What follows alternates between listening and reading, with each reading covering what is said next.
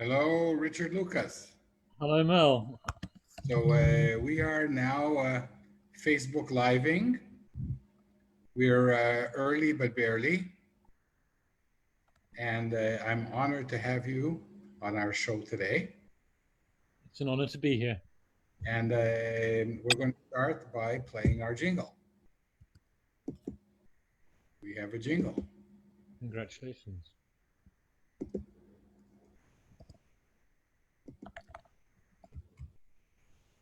Where did I put the jingle?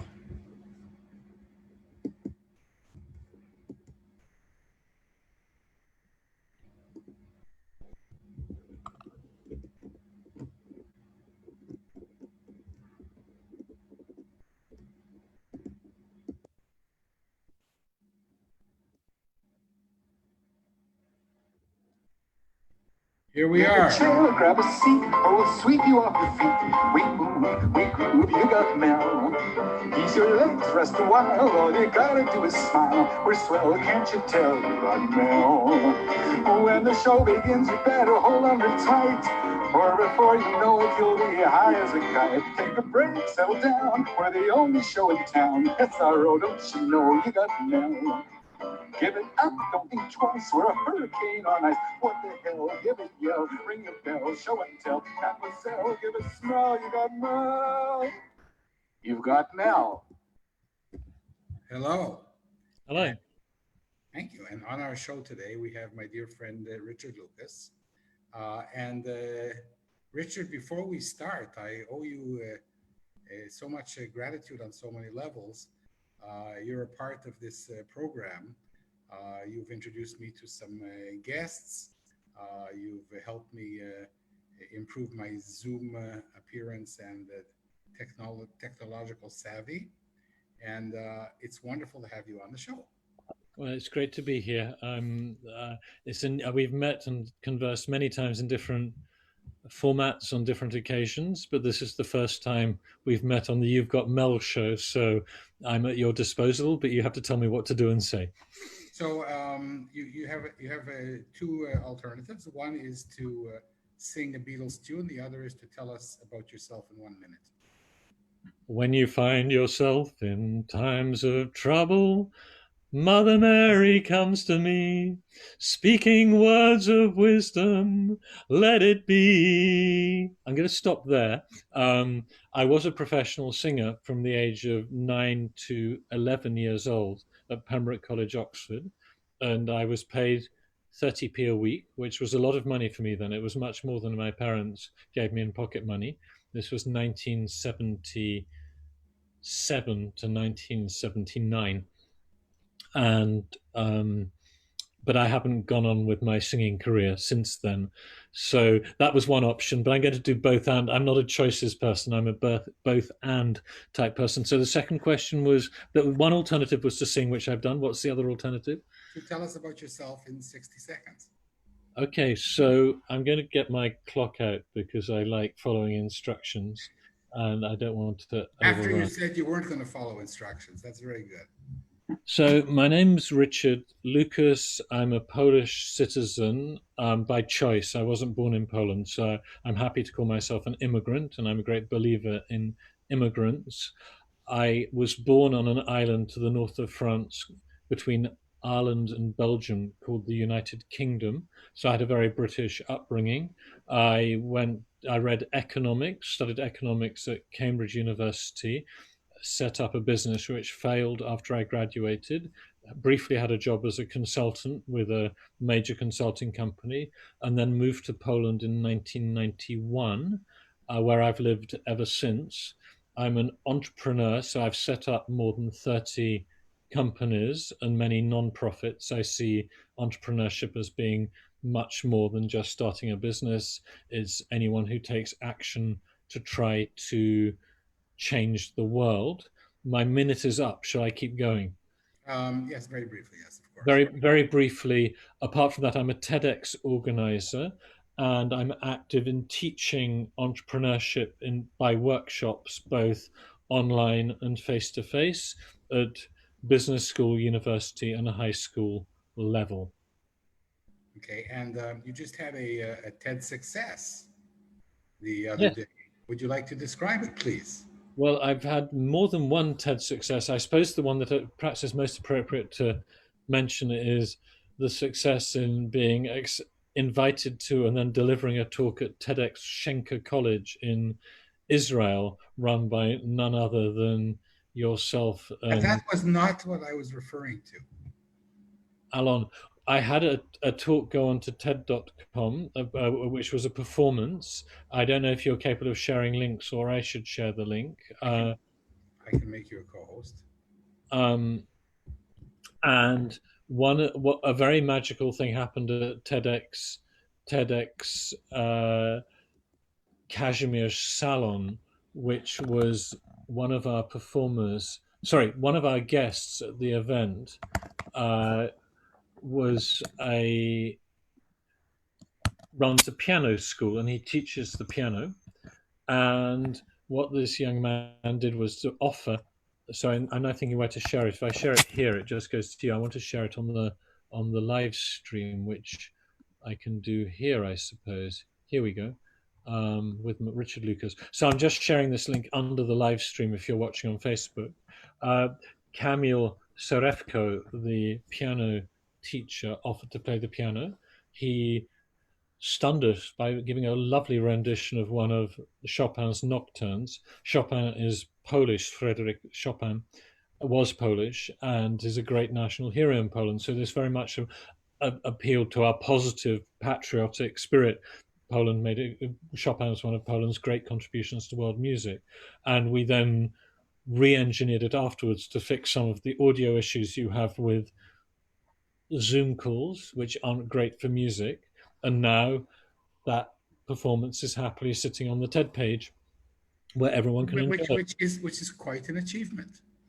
It is an achievement, although not as much of an achievement as everyone thinks, because since 2018, all TEDx talks get put on TED.com. Only some of them get featured in so that they get an inordinate extra amount of traffic. But this is going deep into the rabbit hole of TED and TEDx. TEDx is great for sharing great ideas. Some of them hit the big time in terms of getting hundreds of thousands or millions of views, but even the ones that don't are very often very well worth watching. Well, let's make sure that this one has 1 million views. Can you show a few bars? Certainly. So I'm going to share my screen. You don't have to be Polish to love Chopin, you know. That's absolutely true. You have to be a romantic. You absolutely don't have to be Polish too. So I'm just going to click. So this is now the TED webpage. The link to this is underneath. And if I press play, that was our event. Just talking you through. Because we are in Krakow, we are in Poland. I thought that maybe I will play some piece of Chopin, which is also my favorite composer. So I will play some nocturne.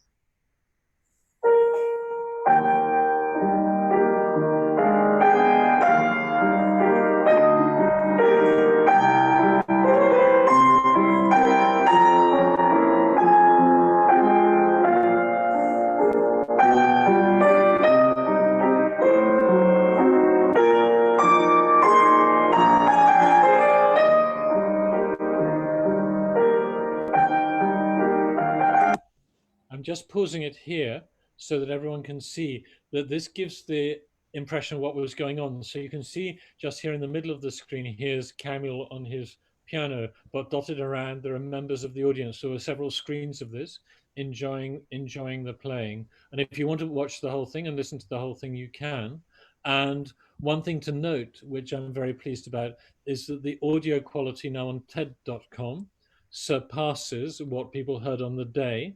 And if you want to know more about how we did that, you're welcome to get in touch with me.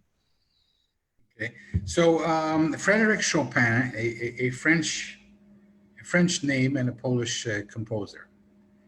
So while we're on the subject, one of the things that intrigues me about you, and we've been fast friends for a year, it feels like we've known each other forever, but you have this, you become a very strong patriot for the country that you did not grow up in. I think this is very interesting. So please elaborate briefly. Okay, so I think it's very important to distinguish between patriotism and nationalism. Nationalism is basically bad. That means my country, my nation, right or wrong. And patriotism is when you're proud of the place you're from and you're proud of the good things and you're ashamed about the bad things or you feel bad about the bad things. And local patriotism to be proud of your village, family patriotism to be proud of your family, to be proud of your city, your country is a good thing provided it's not unconditional and it's not self-critical because depressed people who beat themselves up no matter what and arrogant people who pro themselves no matter what, neither is good. So I moved to Poland as a young man when I was 23 or 24 years old, and Poland's been good to me and I've been good to Poland. And I Poland has a unique history, but I think that every country has a unique history. I would hate to get on a stage and try to argue that Poland's history is better or worse than Israel's or the Palestinian people's or the American people's. There are things to criticize and things to be proud of, no matter where you're from. The Polish kids are brought up quite often with this sense of Polish victimhood as Poland as being the unlucky country surrounded by powerful neighbors. But if you talk to a Ukrainian or Belarusian, often you get a kind of, or indeed people talking about the Jewish history in Poland and not only in Poland. Timothy Gartonash, the famous British historian of Poland, wrote a controversial essay about the competitive nationalism of the victim. None of that touches on me. I just feel that my fate or my choices have led me to spend the majority of my productive life here. And I'm proud of what I've done for this country and I'm proud of what I can do for this country. And I feel that the Polish story, I suppose there's a context that Poland was often seen as a backward country, as a poor country, as an inferior country, both according to the superiority of the West Europeans over the East Europeans. In America, Polak jokes, negative jokes about Poles, are similar to the way British people used to tell jokes about Irish people. Very often, each culture has a neighboring victim country. Germans quite often talk about Poles very negatively. So there's this sense of Poles being underestimated. And I think emotionally, I identify with the underdog. In a group, you have the person who is better than their reputation. And maybe but not everybody joins the underdog, raises a family there and lives there for 30 years. That's undeniable. But I also think we had Nadia from Pussy Riot, the Russian opposition punk band, who are strong advocates for the rights of prisoners in the Russian jail system, and I won't call it the justice system, who are in jail in Russia, and the LGBTQ community in Russia, democracy activist, saying that life isn't a video game. You don't get an opportunity to run your life a game and have another go. You never know what would have been, what might have been. It just so happened that I chose to be here and my life worked out. I say here in Poland, I'm not in Poland today, but I don't think my loyalty to Poland is unconditional. I don't think it's unique. I think I would be doing my best for wherever I was. And because so many significant things in my life has happened here in Poland, I care when things go wrong here. And a lot of things do go wrong here in Poland. But I also am very happy when things go right. And I can't, I haven't reflected too much on counterfactuals of what would have happened were I somewhere else. But I think, in common with many Polish people, I sense this injustice that the popular narrative promoted by different parts of world media or cultural stereotypes are rather negative on Poland compared to the reality. So somehow there's a duty to educate people about the good things Poland has to offer. And you're also active. So you don't have any Polish roots. No. You don't have any Jewish roots. No. And you're a proponent of the Jewish community in Poland as well. Yes, I have a close collaboration with the Jewish Community Center in Krakow, led by the great Jonathan Ornstein, who's a friend of mine. And as probably some of your viewers know, Polish-Jewish relations are quite troubled. The Holocaust wasn't a uniquely Polish phenomenon. There were German death camps in countries other than Poland, but for partly reasons of population, the Jewish population of Poland was so large prior to 1939. The Germans put many of their extermination camps in Poland, and this dreadful historical event has rather dominated the historical narrative of Jewish life, to the extent that the main museum of Jewish history in Warsaw, the Polin Museum, is tagline, or the way they describe themselves, their identity, is talking about the 1,000-year history.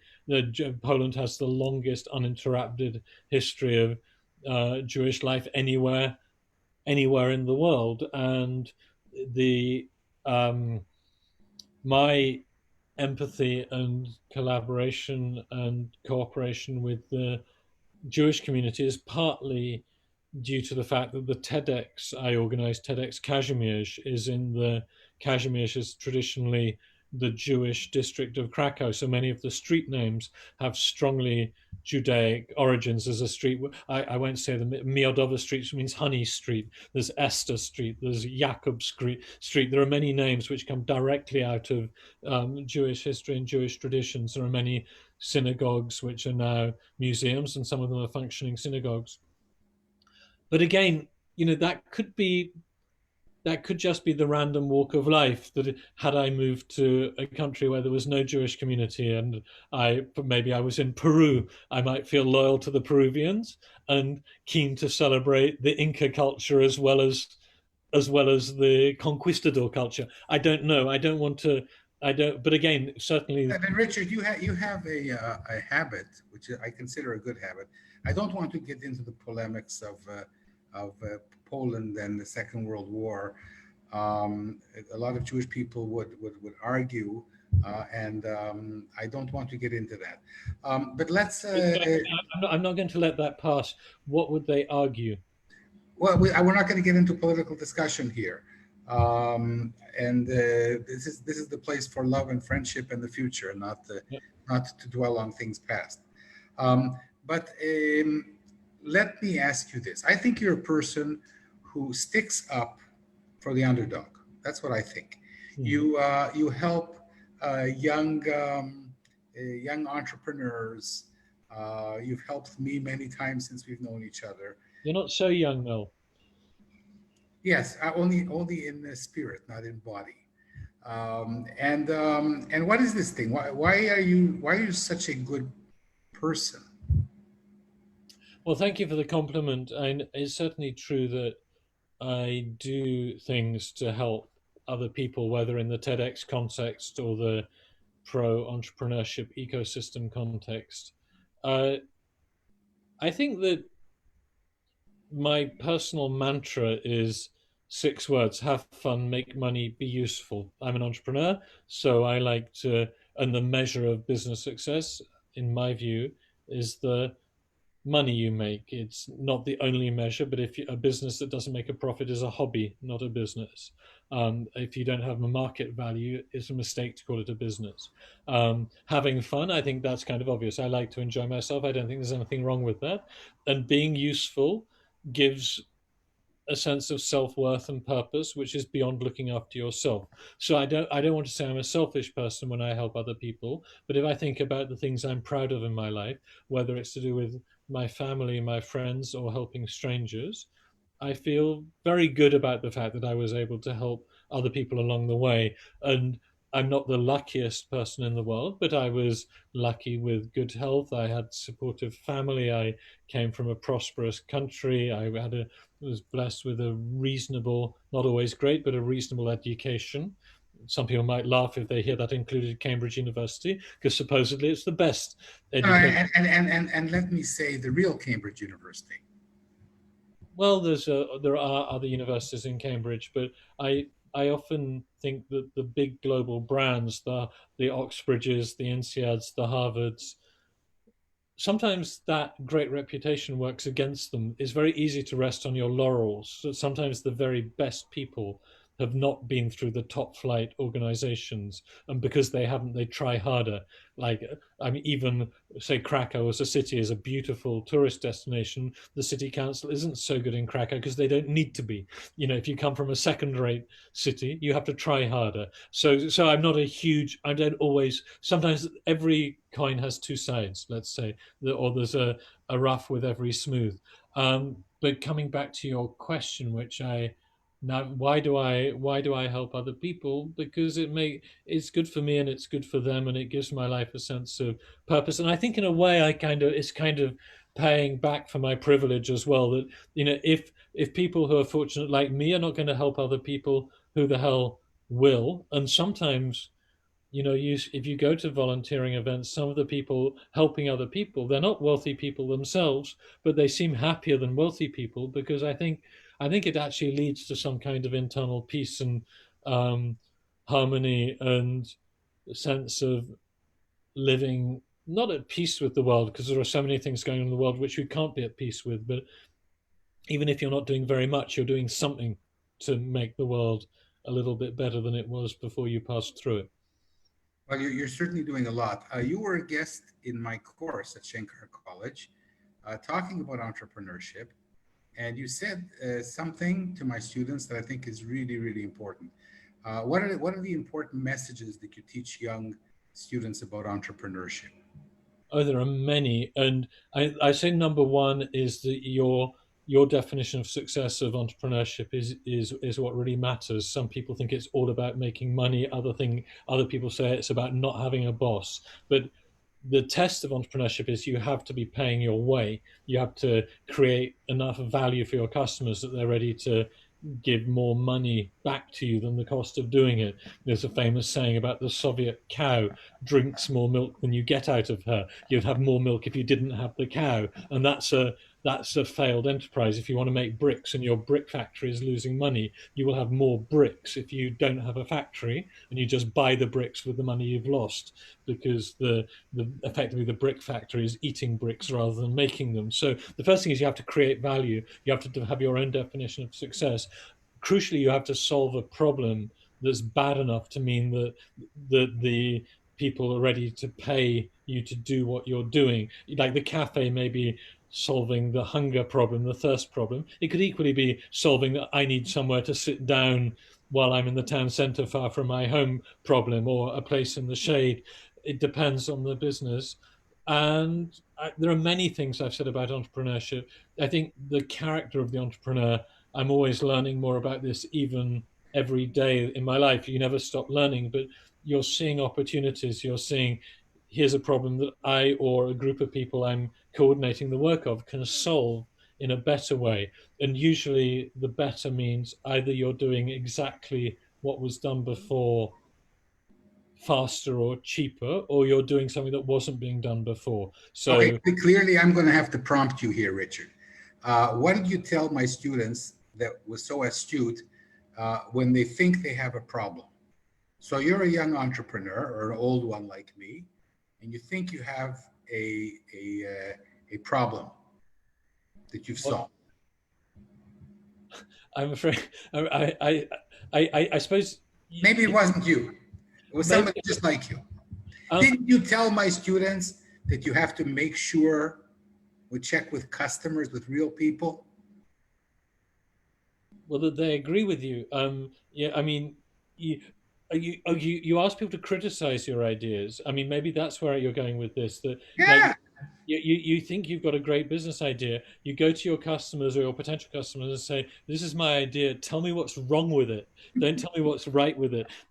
Because quite often your idea is like your beautiful baby if you're a father or a mother, and you're showing off your beautiful baby, and even the body language as you present your beautiful baby, or like a child with a terrible painting and you show your parents your terrible painting, and as a child you're looking for approval. And often the early stage entrepreneur, they're so invested in their idea they don't realize it doesn't matter what you think.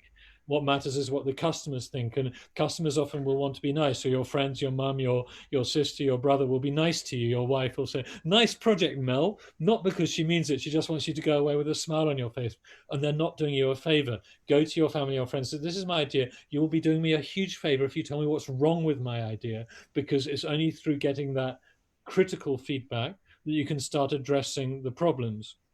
I also said there's a nice trick that if you're competitive like me and you're passive aggressive, I have a passive aggressive sense of humor.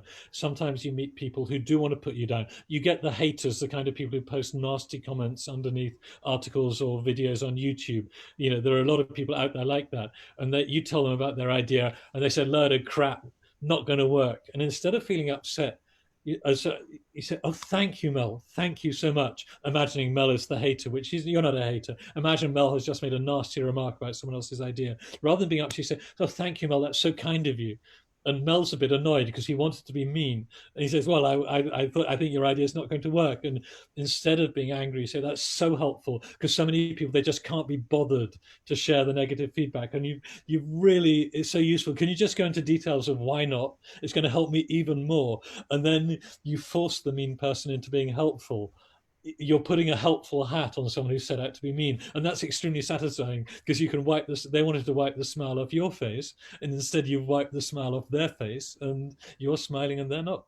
But here's the thing, Richard. Okay, um, it's happened to me on both sides. You know, like you, I was called in to comment on a project that students pitched, and I explained to them very nicely why it has its limitations. And they argued with me, and then I explained not as nicely as before, and they still argued with me. And then I lost it. And I said, "Look, you know, a part of the problem is that you're not going to listen to people. And it's not just me, you're not going to listen to anybody. And that's a good recipe for failure." But on the other hand, the people that succeed are also the people who don't listen to anything. So what's the answer? That's a great question, and I think that you ask for critical feedback. And okay, going into more detail, why ask for critical feedback? Suppose you say, you know, as Steve Jobs was, you're convinced that the iPhone has to be lighter weight and smaller, and someone said there's no wasted space inside this, and he dropped it in a fish tank and some air bubbles. This was a prototype iPhone. It came out of the top, and he said, "See, plenty of every air bubble is wasted space." You know, sometimes the leader or the designer is visionary, and they're able to see what people want better than they can. Henry Ford famously said, "If I gave people what they want, I would have given them a faster horse, not a Model T car." So sometimes you have that insight beyond the market. Or if someone's criticizing your idea, you say to people, "You know, this is my great idea for a new set of design of glasses. Tell me what's wrong with it." And they say, "I hate the yellow on and someone else says, "You know, the shape's rubbish." But you know that you say, "Well, actually, yeah, I agree. You don't like yellow, but I think, or I know there are people who do like their glasses to be different, or I know people who have square glasses rather than round glasses." And so, but for each objection, you have to find your answer. You don't ignore the objection. You listen to it, and you may think, "Screw you, you're wrong. I'm right," but you haven't not considered that argument. But one of the reasons to ask why what's wrong with your idea is not automatically to agree with every objection, just to be aware of it. And then maybe you agree with it. Maybe they're right. Maybe the yellow flashes are going to put more people off than they buy. But one of the great marketing gurus, Seth Godin, talks about the long tail of marketing, and the great advantage of the internet is that you can have a small tribe of 100 or 200 people somewhere in the world who are great fans of your way of doing things. And thanks to the internet, you can reach them and they can find you if they're looking for you. You don't need to have a mass market. You find a few hundred people who love what you do and you build your thing for them, and possibly they become ambassadors for you and they spread the word about your great way of doing it. So coming back to it, yes, be aware of the feedback from the market, listen to the feedback from the market. But if you've got a vision of why, and you need to answer the question, why is your vision better? You know, if you can't answer why, there may be some pure geniuses who dream things up for which there's no rhyme or reason, and still it works. And that's the beauty of the. But we all pivot anyway. I mean, you come in with a new idea. Chances are, in these very small instances of success, that you've pivoted at least a couple of times. Indeed. So what is it? It's listening to your inner voice, but not being completely shut out to criticism. Okay, so imagine you've got an enterprise, and an enterprise, you have an ecosystem. You've got, and this is standard business school theory, you've got the competitive dynamics among the players in your industry, you've got the vendors, you've got the customers, you've got the regulators, the educators, the media, you've got the consultants, you've got your employees, you've got different sources of information. You have to have your radar on, your antenna, your eyes and ears open, listening to different voices about what you're doing. But every now and again, something will happen. And I always, when I'm teaching, I say, look for things that surprise you, the things that challenge your worldview. In the case of my earliest business success, we were making barcode labeling systems, so tags and labels, not the sort you see on your packaging. Sorry, not the sort you see on the packet of chewing gum or cigarettes you buy in the checkout, but on the cardboard box, so logistic labels. And we started doing business with a steel mill, and suddenly for labeling hot steel, and they placed an order which was bigger than anything we'd ever experienced by far. It was very surprising. It's like we thought they'd made a mistake. How come how come they bought so much? And then we think, goodness, if one steel mill needs so many, there are other steel mills. So we started. So the shock of something unexpected happening. If any of you see the movie The Founder, about the Ray Kroc who built McDonald's up into a great business, whether you approve of McDonald's or not, it was a huge business success. He was selling slushy drinks or smoothie soft drink machines, and he got a much bigger order than he was expecting from the original McDonald's restaurant founded by the McDonald's brothers, Richard and Morris McDonald. So he drove out there to see. He was surprised, and he saw what they were doing, and he realized that they'd come across a better way of making hamburgers. So it was the surprise of the big order. Or it could be you just see a customer looking at something, and they can't take the packaging off, and you think we need to fix the packaging.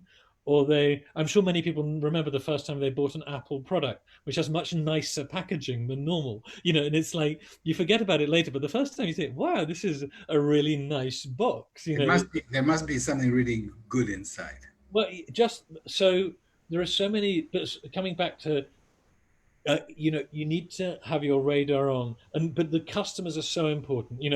Very often, the consultants, your senior executives, the people you pay for advertising, the journalists, lots of other people will praise you, and it'll be very good for your ego. But the really good business people, the CEOs, they spend time out with their customers. A nice example from the UK, Terry Leary, I think he's Leahy, the former chief executive officer of Tesco UK, the biggest retailer in the United Kingdom. Once a year, he would spend a week at the checkout, working at the checkout of a random Tesco store. So this is like the British Walmart or the German Aldi. And he would just observe the customers, and it was always set up so the store manager didn't know he was coming till 2 days beforehand, so people weren't panicking. They couldn't set things up too specially for him, but he wanted to see what the customers were like. And it was setting an example to the whole organization. The CEO cares about our customers, and I think that there's a lesson in that. And if you look at the senior executives of the most successful businesses I'm involved in, regularly there with the customers, and because then when they're arguing internally about how the organization should need to change, different people have different organizations, and if you, Susan, the head of the company, are there in the management meeting, so I've just spent 2 days with my customer and they say this is unacceptable, then you've modeled the organization to fit the needs of the customer, not the other way around. Yes. That's it's ringing true in so many different instances in my career. I once sold pianos and organs, and an organ teacher argued that one of the organs in our store was not in tune. Mm-hmm. And the other sales guy started to argue with her. And after she left, I said, look, it doesn't matter. She's the customer. It doesn't matter that the organ is tuned electronically before it reaches the store. I've got a nice story. One of the companies I'm still involved in, does plastic cards, not for banking cards, but for tickets and for security, for locks and ID cards. And our main vendor, the people who were manufacturing the cards that we were selling, the CEO of that company, we were having dinner with him, and he was talking to us about one of his major customers who, and this was a telecom operator. I can't say where it was because that's confidential. But he was sitting down with one of their biggest customers in the world, who, after a bottle of wine over dinner, said to him, "Hey, Chris, you know why we really buy your cards? Why the most important reason we buy your cards?" And he was expecting some night. He said, "No, I'm really interested." He sort of woke up and said, "Why?" He said, "It's your boxes." He said, "What is?" He said, "It's the boxes you ship them in. You have really nice sturdy boxes, and everyone else ships them in sort of cellophane, plastic wrapping. So once you start to unwrap them, it unravels and the cards fall off the shelf. But yours come in nice, robust cardboard boxes, so we can take them out a few at a time, and then we never have problems of the boxes filling. And everyone in the warehouse would go nuts if we switched to a different vendor. And it's a good thing to know that. It's because if you don't have that insight, and it's amazing how often little things like that add up to being things that are really, really important. You have to be prepared for the unprepared. You have to be Yeah. ready for the unexpected. And But it's like and you it's can like get the tea bag story. And tea bags were also the which invented. Tea bags. The tea bag story. The guy who invented tea bags was using them as samples, and people kept asking to use them for samples. So he went to the restaurants and he said, "Well, what are you doing with them? These are just samples." "Oh, it's really nifty. We just put it in the hot water, and then we can take the whole tea out and throw it in the garbage." And he went home and he said, "Oh, that's a good idea." Yeah, So, Richard, our last question for today, and this has been really splendid, is what is the world going to look like in 2 years, post virus, or post vaccine? I don't know. I think that it's a troubling time. I've been alive for 54 years. I was 54 in April, and I remember dramatic times in my life, like the end of communism in 1989. I remember the financial meltdown of 2001-2 and 2008-9. I remember the miners' strike when I was a child, when the lights were going out in the UK. I remember when the United Kingdom was at war with Argentina. But I don't remember a time like this where so many of the things that not just we take for granted, but things that are really important to the way we live, particularly the way we live for fun. Like, I'm lucky I have a very interesting, rewarding job. I love working, but a lot of people have fairly crappy jobs. They don't enjoy that much. And they work obviously because they're responsible people. They want to pay for themselves and the people they love, and then they go out to have fun, or they have a holiday to relax. They go to a cinema, they go to a bar, they go to a club, they go to a theater, to a concert, and they go on holiday. And it seems like this virus is hitting the sort of the fun bits of life badly, more than the boring stuff. Maybe it's hitting the boring stuff as well, and I don't want to downplay people who are listening. So what's it? Let's be fools for a moment and predict the future. What major things are never going to go back to where they were before? Oh, I mean, you're asking me to forecast, and I think that there may be bigger changes coming than we've currently expected, because I suspect the world's going to get much more unequal. That the people who are well off will be spending less money, and the people who are badly off will be earning less money.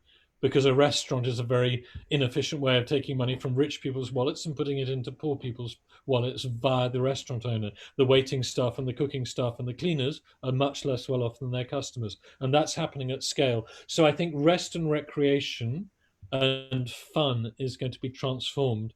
I believe in human ingenuity, so I think we will find ways of having fun and enjoying ourselves. However, if we can't be physically close to people, it's going to impact on the way people find partners, girlfriends, boyfriends. It's going to have such, and these are the really important things in life. They matter more than money and things. So I don't know how that's going to unplay, but I suspect there may be some kind of political backlash against the rising inequality that's already been brewing over the last decade or two.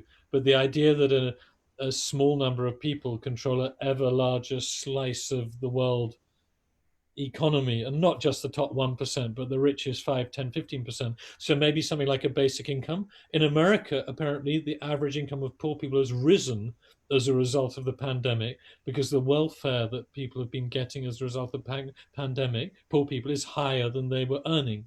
That's quite a shocking fact.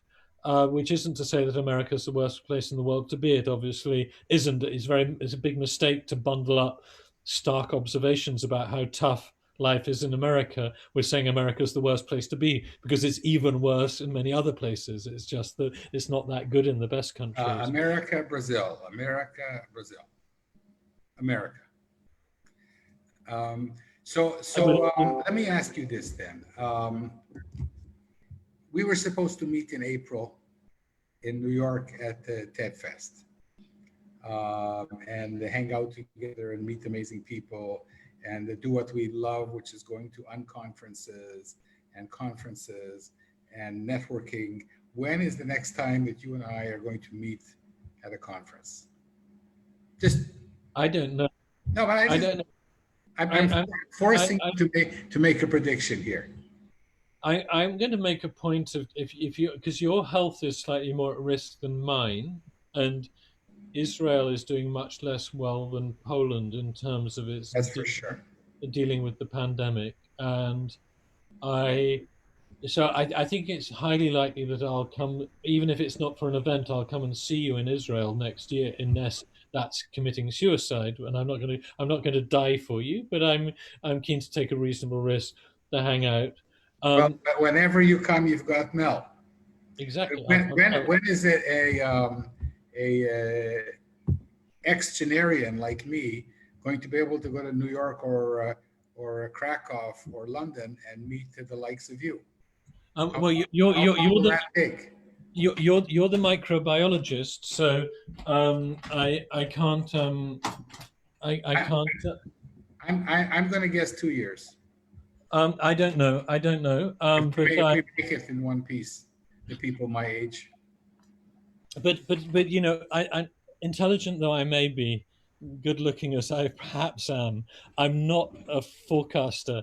I think that in the way to this is for you, for your audience, that sometimes you have to modestly say you don't know. I've never seen anything like this. I'm personally being very cautious in my business decisions, and I'm taking stock of events. Have been a very important part of my life for the last few years. It's been a lot of my contribution to other people has been through doing events, whether TEDx or CAM Entrepreneurs or startup community events. And I give talks, I attend other people's events, I help organize events, and all that is under a question mark right now. And I'm taking stock, but I think there are opportunities to do things that haven't been done before. And even today, I was talking to University of the People, which offers free accredited education, American university education, and they're growing very rapidly. That's an Israeli success story. It's indeed, and they've 37,000 people have now started or studying with them, and and I believe that the future is cloudy and uncertain. I think The Economist magazine came up with the concept of the 90% economy, that 90% of the things that happened previously are going to carry on happening. But if it goes back to 90% of current level of activity, that's extremely damaging to many business models. A lot of businesses won't make it. So it's not that life will stop, it's not the world will end, but we need to be ready for fundamental change in the way retailing works, in the way office space is used, maybe where people choose to live, and things like public transport tremendously influenced. So I'm anticipating change. I think there may be opportunities as well as threats. My former TEDx Kashmir speaker Mark McCurgow has come up with the Village in the City project, which I'm helping mentor, which has the idea of trying to continue with some of the good things that have happened in terms. And Richard, we've resuscitated here an old program I had 9 years ago. Yet before I even doing it over Zoom. I mean, the Zoom technology has existed for well over 1 or 2 decades. Mm-hmm. So I agree with you that there is an opportunity here, and with the help of people like you, we are now trying to do the best we can. So I'm going to wrap up. We're a bit over our time.